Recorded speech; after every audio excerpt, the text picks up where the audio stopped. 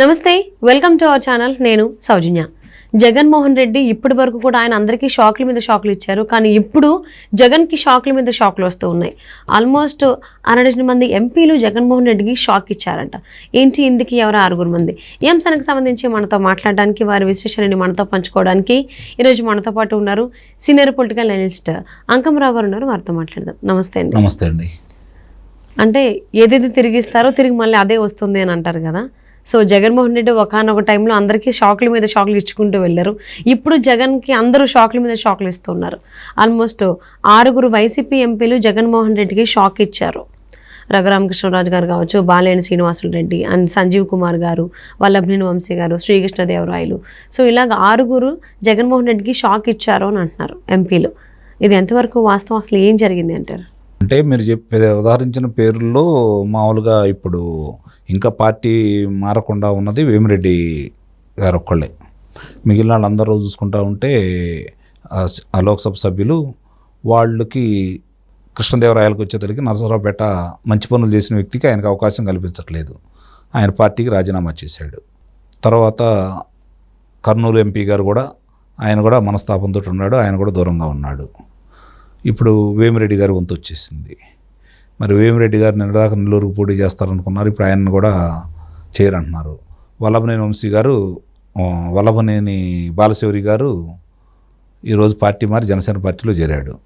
తిరిగి ఆయనకి మచిలీపట్నం లోక్సభ నియోజకవర్గం అని చెప్పని అనుకుంటున్నారు. ఆయన పేరే ప్రకటిస్తున్నారు. అందుట్లో అనుమానం కూడా ఏం లేదు. ఇప్పుడు ఎలా ఉందంటే అండి పరిస్థితి, ఆయన ఊహించినట్టుగా ప్రజా పరిపాలన చేసినట్టయితే, ప్రజారంజకంగా కనుక పాలన చేసినట్టయితే, ఆయన ఊహించినట్టుగానే 25 సంవత్సరాలు అంటే ఇంకొక 5 ఆయనకు వయసు ఉన్నంత వరకు, ఆరోగ్యంగా ఉన్నంత వరకు జగన్మోహన్ రెడ్డి గారికి వచ్చిన ఇబ్బంది ఉండేది ఏం కాదు.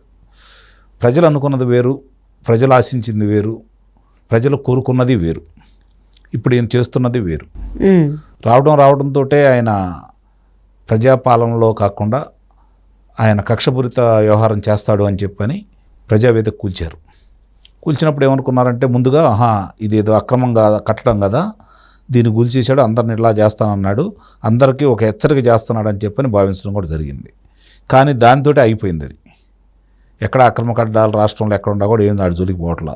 అది ప్రతిపక్ష నేతలకు ఏదైనా సంబంధించి ఉంటే వాళ్ళ మీదకి సబ్బం హరి గారు కావచ్చు, లేదంటే అయ్యన్న పాత్రుడు కావచ్చు, పల్లా శ్రీనివాసరావు గారు కావచ్చు, కొంతమంది ఇలాంటి వాళ్ళకు సంబంధించి ఆయన చర్యలు తీసుకోవడం కూడా జరిగింది. కానీ పాలనాపరంగా చూసుకుంటూ ఉంటే అన్ని వైఫల్యాలే కనపడుతున్నాయి. ఇప్పుడు ప్రజలు ఏ విధంగా భావిస్తున్నారంటే, కూల్చేవాడా కట్టేవాడా, మనకు కూల్చేవాడు మనకెందుకు, కట్టేవాడు కదా మనకు కావాల్సింది. వీటన్నిటికంటే కూడా ప్రజలు కోరుకుంటుంది, చాలామందికి అర్థం కాని విషయం ఏంటంటే స్వేచ్ఛ. ఈరోజు ఆంధ్ర రాష్ట్రంలో మాట్లాడే స్వేచ్ఛ లేదు, వ్యాపారాలు చేసుకునే స్వేచ్ఛ లేదు, బయటికి వచ్చి ఏదైనా నిరసన జరిపే స్వేచ్ఛ లేదు. ఒకనాడు ఆ రోజు బ్రిటిష్ వాళ్ళు పరిపాలించినప్పుడు ఆ రోజు ఏ విధంగా వీళ్ళు స్వేచ్ఛకై పోరాడారో మళ్ళీ అలాంటి స్వాతంత్ర సమరం చేసుకోవాల్సిన అవసరం ఈరోజు ప్రజలకు కలుగుతుంది.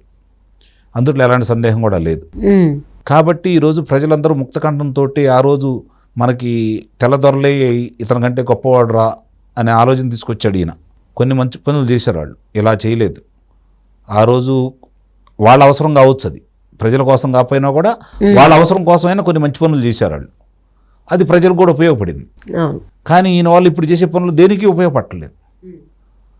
నవరత్నాలు అన్నాడు, తన తండ్రి చిత్రపటం పక్కన తన చిత్రపటం పెట్టుకునే విధంగా పరిపాలన చేస్తా అన్నాడు. కులాలను చూడడం, మతాలను చూడడం, ప్రాంతీయాలు చూడడం అని చెప్పని మాట్లాడాడు. ఈరోజు ప్రాంతీయ విద్వేషాలు రెచ్చగొడతా ఉన్నాడు. అమరావతిని ఇక్కడే నిర్మిస్తా అన్నాడు, పోలవరం నిర్మిస్తానన్నాడు.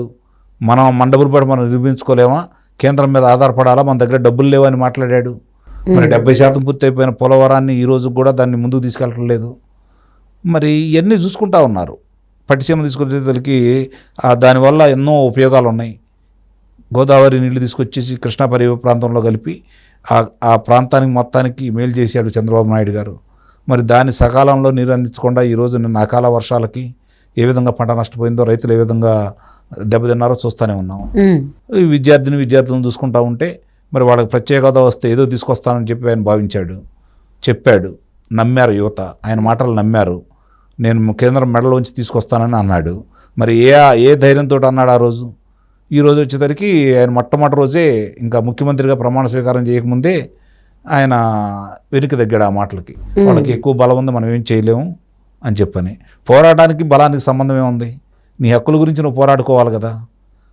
నీ హక్కులకు సంబంధించి నువ్వు రాజ్యసభలో అవకాశాలు వచ్చిన తర్వాత కూడా నువ్వు అవకాశాలు వచ్చినప్పుడు మాకు ఫలాని మీరు ఇస్తామన్నారు, హామీలు నెరవేర్చలేదు, విభజన హామీలు నెరవేర్చలేదు, ఇస్తామన్న ఇవ్వట్లేదు, మరి మాకు ప్రత్యేక హోదా కాకుండా ఇస్తామన్నారు కదా, మరి దానికి మీరు చట్టబద్ధత చేయట్లేదు, మరి ఇవన్నీ ఎందుకు చేయట్లేదు మీరు అని చెప్పని నిలదీసే అవకాశం ఆయనకు వచ్చింది.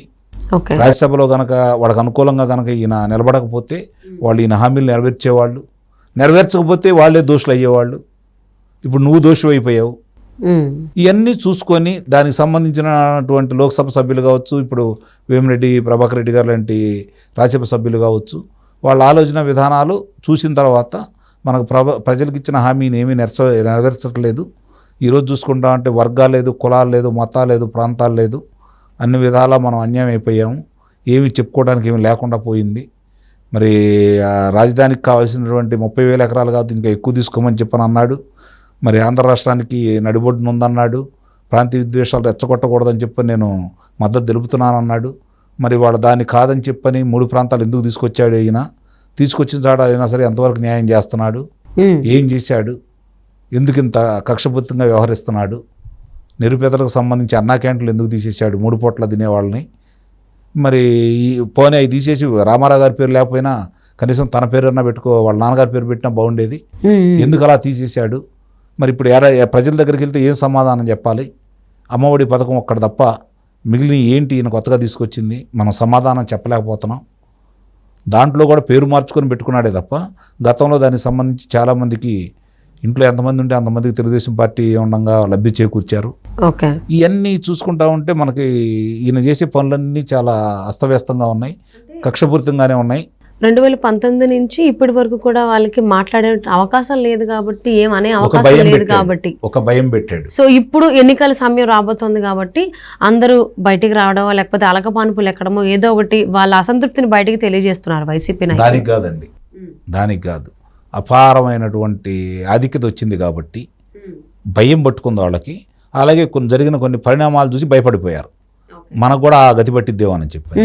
ఇప్పుడు ఏంటంటే ప్రజల్లో వీళ్ళ మీద ఉన్న ఆగ్రహం చూసి ప్రభుత్వం రాజన్న నమ్మకం ఏర్పడిన తర్వాత బయటకు వస్తున్నారు వీళ్ళు.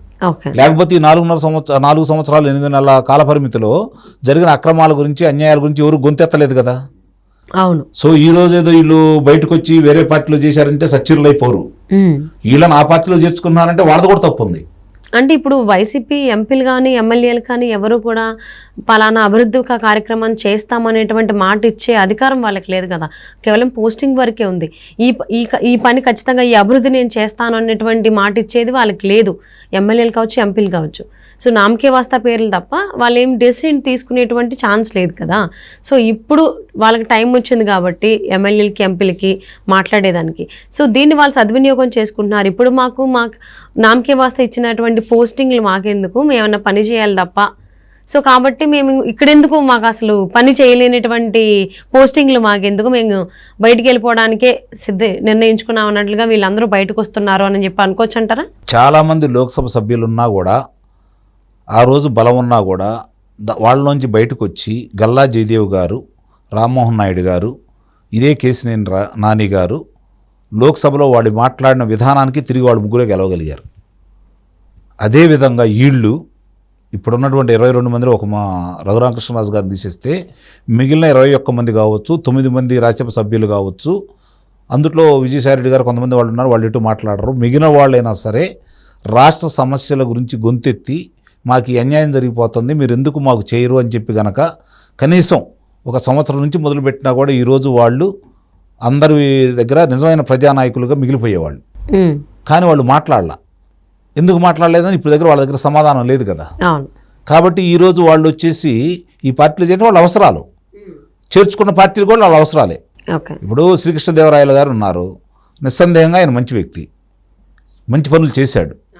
చాలా వరకు కేంద్రంతో ఆయనకు రావాల్సిన నిధులను రాబట్టుకున్నాడు, ఆయన సొంత నిధులు వెచ్చించాడు, నియోజకవర్గంలో ఎవరికి ఎలాంటి ఇబ్బందులు పెట్టలేదు, కక్షపూరిత వ్యవహారాలు చేయలేదు, కారాగారంలో ఎవరిని పెట్టలేదు, ఎవరిని కొట్టించలేదు, విధ్వంసాలు చేయలేదు. కాబట్టి ఆయన గురించి ఒక ప్రజలకు మంచి అభిప్రాయం ఉంది. అలాంటి వ్యక్తుల గురించి ఇబ్బంది ఏమీ లేదు. కానీ మిగిలిన వాళ్ళు ఏం చేశారు, ఎందుకు మాట్లాడలేదు? ఈరోజు మాకు గౌరవం ఇవ్వట్లేదు, మమ్మల్ని మనుషులుగా చూడట్లేదు, మమ్మల్ని లోక్సభ సభ్యులుగా చూడట్లేదు అని చెప్పి ఈరోజు మాట్లాడేవాళ్ళు, మిగిలిన వాళ్ళు ముందుగా కనుక మాట్లాడి ఉన్నట్టయితే ఎంతో కొంత వాళ్ళ మీద ఒక సదభిప్రాయం ఉండటం అయితే జరిగేది. ఈరోజు అవసరాల కోసం పార్టీలు తీసుకుంటున్నాయి, వాళ్ళ అవసరాల కోసం వాళ్ళు వచ్చి ఈ పార్టీలో చేరుతున్నారు. ఈ పార్టీల వాళ్ళు కూడా ఇప్పుడున్న వాళ్ళకంటే వాళ్ళు వస్తే కొంచెం అదనంగా బలం చేకూరిద్దేమని భావిస్తున్నారు. వాస్తవంగా అయితే ఈరోజు పరిస్థితి తెలుగుదేశం పార్టీకి జనసేనకు ఉన్నటువంటి ప్రజాభిప్రాయం ప్రకారం చూసుకుంటా ఉంటే వైఎస్ఆర్సీపీ పార్టీ నుంచి వచ్చే ఏ నాయకుడు ఈ పార్టీకి అవసరం లేదు.